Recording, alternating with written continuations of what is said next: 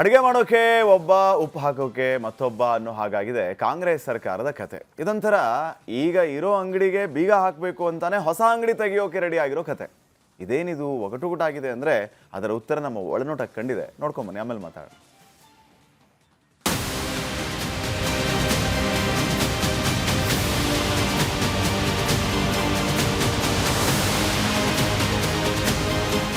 ಇರೋ ಎತ್ತಿಗೆ ಮೇವಿಲ್ವಂತೆ, ಹೊಸ ಎತ್ತಿಗೆ ಗಂಟೆ ಕಟ್ಟಿದ್ರಂತೆ.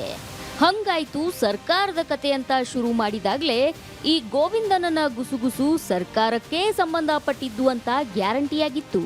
ಆದ್ರೂ ಅದೇನು ಸ್ವಲ್ಪ ಡಿಟೇಲ್ ಆಗಿ ಹೇಳಿ ಅಂತ ಅಂದಾಗ ಬಾಯ್ ಬಿಟ್ರು ನೋಡಿ ಸಿಎಂ ಹಾಗೂ ಸಚಿವ ದ್ವಯರ ಕಿರಿಕ್ಕತೆ. ವಿಜಯಪುರದ ವಿಶೇಷ ಮೂಲಗಳ ಮಾಹಿತಿ ಪ್ರಕಾರ ಕಳೆದ ಗುರುವಾರ ನಡೆದ ಸಚಿವ ಸಂಪುಟ ಸಭೆಯಲ್ಲಿ ಮುಖ್ಯಮಂತ್ರಿಗಳ ಮೂಲಕ ಬಂದ ಪ್ರಸ್ತಾವನೆಯೊಂದು ಕಿರಿಕ್ಗೆ ಕಾರಣವಾಗಿದೆ. ಸಿಎಂ ಕಚೇರಿಯಿಂದ ಪ್ರಸ್ತಾವನೆ ಹೆಂಗಿತ್ತಪ್ಪ ಅಂದ್ರೆ ಅದಕ್ಕೆ ಏಕಾಏಕಿ ಒಪ್ಪಿಗೆ ನೀಡಿದ್ದೇ ಆದ್ರೆ ಬೃಹತ್ ಕೈಗಾರಿಕೆ ಸಚಿವ ಎಂಬಿ ಪಾಟೀಲರ ಸ್ಥಿತಿ ಹೆಂಗಾಗ್ತಿತ್ತು ಅಂದ್ರೆ ರಾಜ್ಯವೇ ಇಲ್ಲದ ರಾಜನ ಹಾಗೆ. ಅವರ ಖಾತೆ ಕತೆಯಂತೂ ಹೊರಗೆ ಡೊಳ್ಳು ಒಳಗೆ ಟೊಳ್ಳು ಅನ್ನೋ ಹಂಗಾಗ್ತಿತ್ತು. ಅದಕ್ಕೆ ಅಲ್ವಾ ಪಾಟೀಲರು ಕ್ಯಾಬಿನೆಟ್ ಸಭೆಯೊಳಗೆ 7 ಸುತ್ತಿನ ಕೋಟೆ ಸುತ್ತಿಸಿದ್ದು.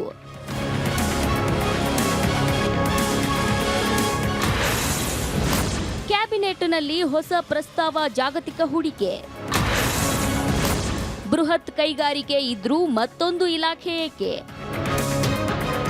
ಸಚಿವ ಸಂಪುಟದ ಮೂಲಗಳ ಪ್ರಕಾರ ಸಭೆಯಲ್ಲಿ ಎಂಬಿ ಪಾಟೀಲರು ಜಾಗತಿಕ ಹೂಡಿಕೆ ಇಲಾಖೆಯ ಪ್ರಸ್ತಾವ ಏಕೆ ಅಂತ ನೇರವಾಗಿ ಪ್ರಶ್ನಿಸಿದ್ದಾರೆ. ಈ ವೇಳೆ ಪ್ರಿಯಾಂಕ್ ಖರ್ಗೆ ಇದಕ್ಕೆ ಸಮಜಾಯಿಷಿ ಕೊಡೋ ಪ್ರಯತ್ನ ಕೂಡ ಮಾಡಿದ್ದಾರೆ. ಮುಖ್ಯಮಂತ್ರಿಗಳು ಈ ವಿಚಾರಕ್ಕೆ ಮಧ್ಯಪ್ರವೇಶ ಮಾಡಿದ್ದಾರೆ.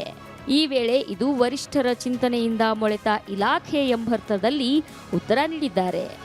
ಆಗಲೇ ಹೊರಬಂದಿದ್ದು ನೋಡಿ ಈ ದಾಖಲೆ.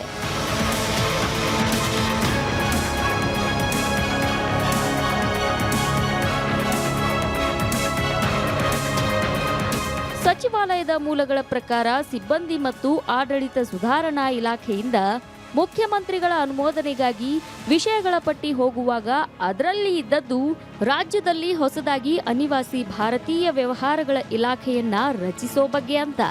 ಆದರೆ ಮುಖ್ಯಮಂತ್ರಿಗಳ ಕಚೇರಿಯಿಂದ ವಿಷಯಗಳ ಪಟ್ಟಿ ಅಂತಿಮಗೊಂಡು ಕ್ಯಾಬಿನೆಟ್ಗೆ ಅಜೆಂಡಾ ಬರುವಾಗ ರಾಜ್ಯದಲ್ಲಿ ಹೊಸದಾಗಿ ಜಾಗತಿಕ ಹೂಡಿಕೆ ಮತ್ತು ವಿದೇಶಾಂಗ ವ್ಯವಹಾರಗಳ ಇಲಾಖೆ ಸ್ಥಾಪಿಸೋ ಬಗ್ಗೆ ಅಂತ ಬದಲಾಗಿತ್ತು. ಇದೇ ಸಚಿವ ಎಂಬಿ ಪಾಟೀಲರ ಅಸಮಾಧಾನಕ್ಕೂ ಕಾರಣವಾಗಿತ್ತು. ಆದ್ದರಿಂದಲೇ ಸಚಿವರು ಸಂಪುಟ ಸಭೆಯಲ್ಲೇ ನೇರ ದನಿ ಎತ್ತಿ ಇದನ್ನ ಪ್ರಶ್ನಿಸಿದ್ರು. ಅದೆಷ್ಟರ ಮಟ್ಟಿಗೆ ಅಂದ್ರೆ ಕೂಡಲೇ ಸ್ವತಃ ಸಿಎಂ ಈ ಇಲಾಖೆಯ ಪರಿಶೀಲನೆಗೆ ಅಂತ ಡಿಸಿಎಂ ಪರಮೇಶ್ವರ್ ಅವರ ನೇತೃತ್ವದಲ್ಲಿ ಒಂದು ಸಮಿತಿಯನ್ನೇ ರಚಿಸಬೇಕಾಗಿ ಬಂತು. ಆ ಸಮಿತಿಯಲ್ಲಿ ಎಂಬಿ ಪಾಟೀಲರು, ಪ್ರಿಯಾಂಕ್ ಖರ್ಗೆ, ಕೃಷ್ಣ ಬೈರೇಗೌಡ ಸೇರಿದಂತೆ 5 ಸದಸ್ಯರನ್ನ ನೇಮಿಸಿ ವರದಿ ಪಡೆದೇ ತೀರ್ಮಾನಿಸೋದು ಅಂತ ನಿರ್ಧರಿಸಿ ಈ ವಿಷಯವನ್ನ ಸಂಪುಟ ಸಭೆಯಲ್ಲಿ ವಿಳಂಬಿಸಲಾಯಿತು. ವಿಜಯಪುರದ ಮೂಲಗಳ ಮಾಹಿತಿ ಪ್ರಕಾರ ಹೈಕಮಾಂಡ್ ಮಟ್ಟದಲ್ಲೇ ಇದು ತೀರ್ಮಾನ ಆಗಿದ್ದು ಹೌದಾದ್ರೂ ಆಗ ಕೇವಲ ಅನಿವಾಸಿ ಭಾರತೀಯರಿಗಾಗಿ ಒಂದು ಸಚಿವಾಲಯ ರೂಪಿಸುವುದು ಎಂದಷ್ಟೇ ಇತ್ತು.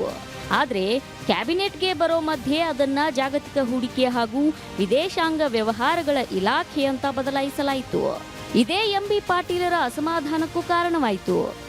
ಇದರ ಬಗ್ಗೆ ಇವತ್ತು ಪ್ರತಿಕ್ರಿಯೆ ನೀಡಿದ ಎಂಬಿ ಪಾಟೀಲರು, ಬಂಡವಾಳ ಹೂಡಿಕೆ ಅಂತ ಬಂದಾಗ ಕೆಲವೊಂದು ಓವರ್ಲ್ಯಾಪ್ ಆಗುತ್ತೆ. ಈಗಾಗಲೇ ಇನ್ವೆಸ್ಟ್ ಕರ್ನಾಟಕ ಅಂತ ಇದೆ, ಸಿಂಗಲ್ ವಿಂಡೋ ಇದೆ. ಎಲ್ಲ ಇರುವಾಗ ಜಾಗತಿಕ ಹೂಡಿಕೆ ಗ್ಲೋಬಲ್ ಅಫೇರ್ಸ್ ಎಂಬ ಇಲಾಖೆ ಎಂಬ ಪ್ರಸ್ತಾವನೆ ತಂದಿರೋ ಬಗ್ಗೆ ಕ್ಯಾಬಿನೆಟ್ ಸಬ್ ಕಮಿಟಿಯಲ್ಲಿ ಚರ್ಚೆ ಮಾಡ್ತೀವಿ ಎಂದಿದ್ದಾರೆ. ಇವರೇನೋ ಕುಳಿತು ಚರ್ಚೆ ಮಾಡ್ತೀವಿ ಅಂತ ಹೇಳ್ತಿದ್ದಾರೆ. ಆದ್ರೆ ಈಗ ಈ ಇಲಾಖೆ ಬಗ್ಗೆ ಡಿಸಿಎಂ ಪರಮೇಶ್ವರ್ ನೇತೃತ್ವದ ಸಮಿತಿ ಏಕಾಏಕಿ ಯಾವುದೇ ತೀರ್ಮಾನವನ್ನ ಕೈಗೊಳ್ಳೋ ಸ್ಥಿತಿ ಇಲ್ಲ.